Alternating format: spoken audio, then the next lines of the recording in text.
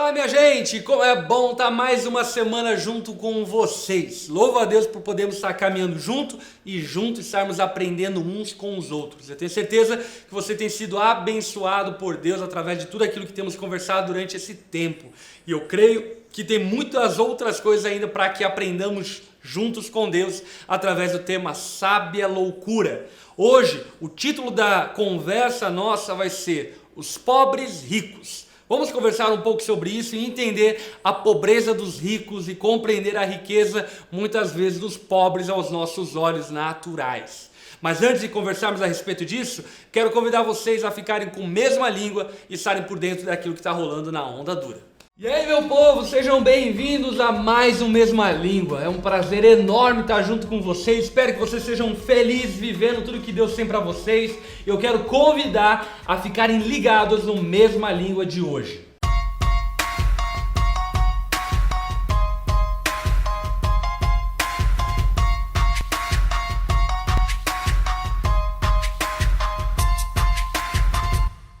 Acerca da nossa confissão de fé, nós queremos abordar uma penúltima negativa, então nós reiniciaremos a nossa confissão de fé.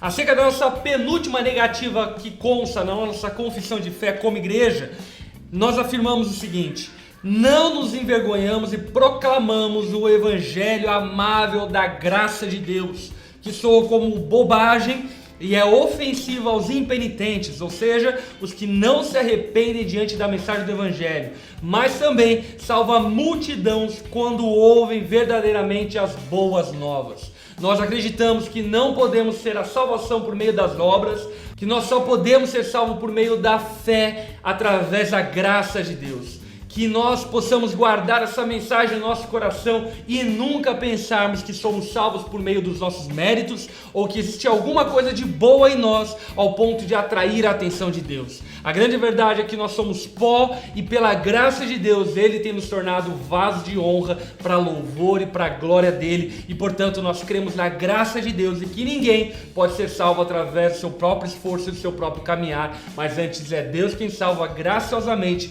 aquele que Ele escolheu antes da fundação do mundo. Desafio bíblico da semana: quero encorajar vocês a continuarem esse percurso de leitura bíblica lendo através do livro de Números, do capítulo 19 até o capítulo 36, e assim encerrando o livro de Números e começando o livro de Deuteronômio, do capítulo 1 até o capítulo 6. Esse é o desafio da leitura bíblica dessa semana, que você possa honrar e juntos nós lemos a Bíblia o ano todo. Eu quero conversar com vocês de maneira muito breve acerca do nosso modelo como igreja, para você entender como cada coisa se encaixa no seu devido lugar. Dentro da Onda nós temos três valores, três práticas de igreja, que nada mais é do que o discipulado, o grupo pequeno e o soma, os cultos que acontecem nas igrejas locais. Nós compreendemos que cada um desses valores tem uma intenção e uma finalidade específica. Acreditamos que a essência da vida cristã é o culto e que nós devemos servir para adorar a Deus. Talvez ainda, como uma igreja que está começando, vocês ainda não tenham a experiência de um culto público em um teatro ou algo do tipo, mas o próprio grupo pequeno de vocês se transforma numa espécie de culto onde as ofertas são recolhidas e Deus é adorado. Porém, dentro de uma igreja que já está em pleno funcionamento, o discipulado é o lugar onde acontece o ensino, a formação cristã, o tratamento do caráter, o desenvolvimento da vida cristã.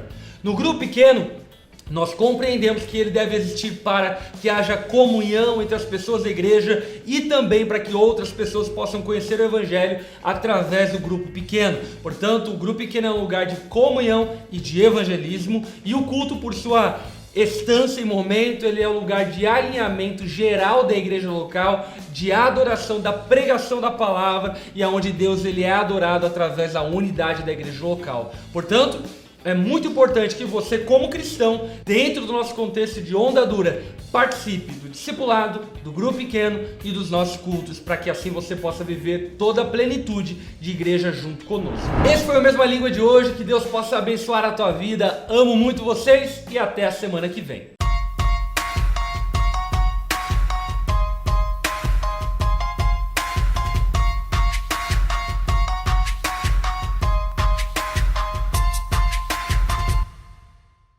Chegou o tempo de nós agora juntos nós louvarmos a Deus e nos conscientizarmos que o nosso grupo existe por causa de Jesus, é para a glória dele, não é sobre nós, mas é sobre ele.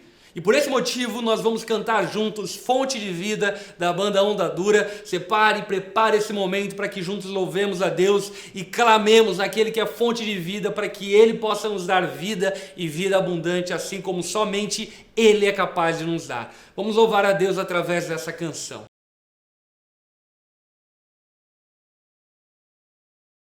Os pobres ricos de hoje vai ser baseado, fundamentado na conversa a partir do texto de Provérbios, capítulo 16, versículo 8. Se você está com a sua Bíblia aí, abra lá, Provérbios 16, 8, e vamos ver o que a sabedoria bíblica nos ensina acerca da riqueza. Olha só o que Salomão diz: é melhor ter pouco com retidão do que muito com injustiça. Então Salomão está afirmando de maneira categórica que o ter muito não necessariamente é sinal de riqueza. Às vezes o ter pouco, na verdade, é sinal de prosperidade. E como será que se encaixa esse paradoxo que Salomão montou aqui? Vamos conversar a respeito disso e entender um pouco mais a respeito da pobreza dos ricos. E vamos começar a partir de uma pergunta muito individual, mas bem importante a ser respondida. Você deseja ter muito?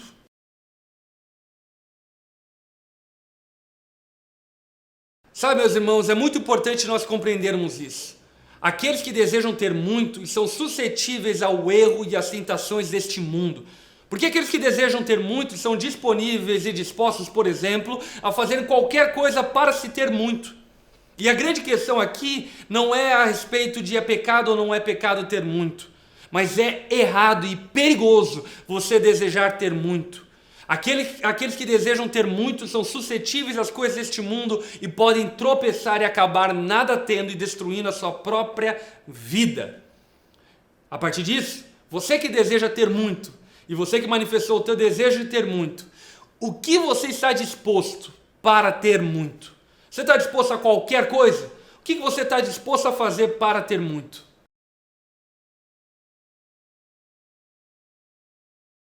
Sabe, não é pecado ter muito, pelo contrário, eu creio que Deus quer que tenhamos muito. Aliás, é da vontade dele que nós prosperemos. E essa é a vontade de Deus para nós. Portanto, não é pecado ter muito. Agora, é muito pecado quando muito nos tem. O nosso projeto de vida não pode ser ter muito, acumular muitas coisas. Não deve ser esse. Se Deus quiser nos conceder essa graça, que assim seja, e glória a Ele. Mas o nosso desejo, acima de tudo, deve ser viver uma vida justa, íntegra e reta diante de Deus e diante dos homens. E aqueles que querem ter muito são suscetíveis a pecados, suscetíveis a desagradarem a Deus e viverem por caminhos espúrios e errados. E assim, vamos então para uma reflexão a partir desse entendimento. Vale qualquer coisa para se ter muito? Será que vale abandonar a família para ter muito? Será que vale abandonar amigos para ter muito? Será que vale abandonar a igreja para ter muito? Será que vale abandonar a vontade de Deus para ter muito? Conversa a respeito disso.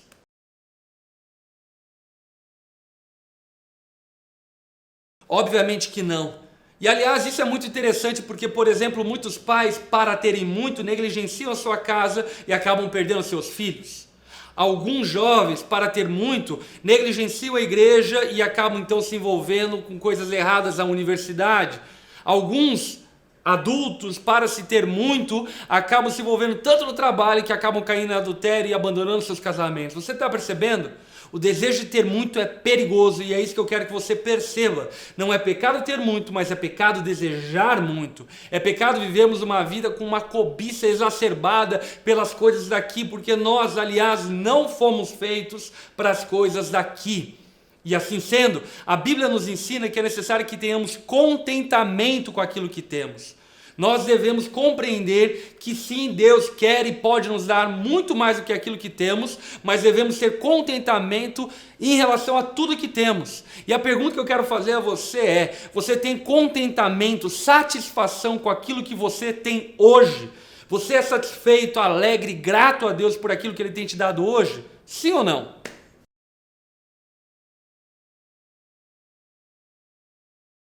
A partir do enigma de Salomão, por que é melhor ter pouco com retidão do que muito com injustiça? Na sua opinião, por que Salomão ensinou isso no seu provérbio de sabedoria?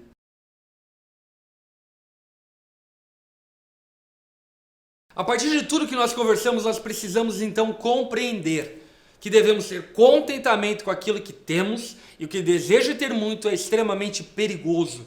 Tome cuidado com a sua cobiça, porque é melhor ter pouco com retidão, sem dever nada a ninguém, sem perder a família, sem perder amigos, sem perder a vida e relacionamento com Deus, do que ter muito negligenciando tudo isso. Existem coisas na vida que são muito valiosas e que nenhum dinheiro pode comprar. A tua família, dinheiro algum pode comprar, o teu relacionamento, dinheiro algum pode comprar. Portanto, não venda a tua alma para muito se ter. Acredite, Deus tem o desejo e quer te abençoar e fazer você prosperar. E o segredo para que nós sejamos bem-sucedidos é de fato que nós confiemos e tenhamos pleno contentamento nele. Porque ter muito, mas negligenciando a Deus e os seus mandamentos e a sua vontade, na verdade é a maior pobreza que um homem pode ter. Nós vamos encerrar esse tempo de grupo pequeno orando uns pelos outros para a prosperidade uns dos outros. Eu quero convidar vocês a juntos como um grupo pequeno a orarem uns pelos outros, colocando as mãos uns sobre os outros, impondo as mãos e clamando a Deus para que Ele possa nos prosperar, mas principalmente guardar o nosso coração de cobiças e desejos carnais mundanos que nos desviam do foco e nos levam para um caminho de injustiça. Vamos encerrar esse tempo de grupo pequeno, fazendo essa oração e por fim, orando também por duas pessoas que nós queremos levar para Jesus esse ano. Um familiar e um amigo que não conhece a Jesus. A gente encerra orando por eles então. Vamos orar por esse tempo de prosperidade e depois orar por um amigo e um familiar, ok? Deus abençoe vocês e até a semana que vem.